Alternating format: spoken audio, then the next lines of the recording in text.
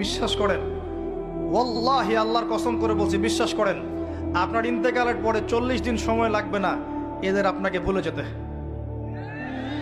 ওয়াল্লাহি আল্লাহর কসম করে বলছি, এই মানুষগুলোর কেউই আপনার প্রকৃত অর্থে আপন নন। আপনার অবস্থানকে তারা ভালোবাসে, আপনাকে তারা ভালোবাসে না। আপনাকে শুধু আপনার রব আল্লাহ ভালোবাসেন। আপনি তার উপর তাওয়াক্কুল করে হারাম ছেড়ে দেন, আপনাকে আল্লাহ পাক বেহিসাব রিজিক দেবে ইনশাআল্লাহ তাআলা। মানুষ মানুষের অবস্থানকে মূল্যায়ন করে, আপনার পরে তার আপনাকে মনে রাখবে না। আপনি আমি যদি আজকে পৃথিবীতে নাও থাকতাম, আজকে যদি আমরা পৃথিবীতে নাও থাকতাম, পৃথিবীর ঘূর্ণন কমে যেত না।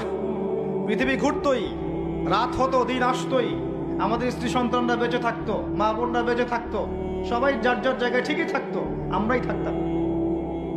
এটাই বাস্তবতা, এটাই দুনিয়ার নির্মম বাস্তবতা। তাহলে এই দুনিয়ার সংক্ষিপ্ত জীবনে কাদের কথা চিন্তা করে আপনি আল্লাহর অবাধ্যতা করছেন? কাদের কথা চিন্তা করেন? স্ত্রী সন্তান পরিবার পরিজন ছেড়ে দেন, আল্লাহর ওয়াস্তে হারাম ছেড়ে দেন, হালালে চলে আসেন। আমরা ইসলাম নিয়ে অনেক বড় বড় কথা বলি, কিন্তু সবচেয়ে বড় কথাটা হচ্ছে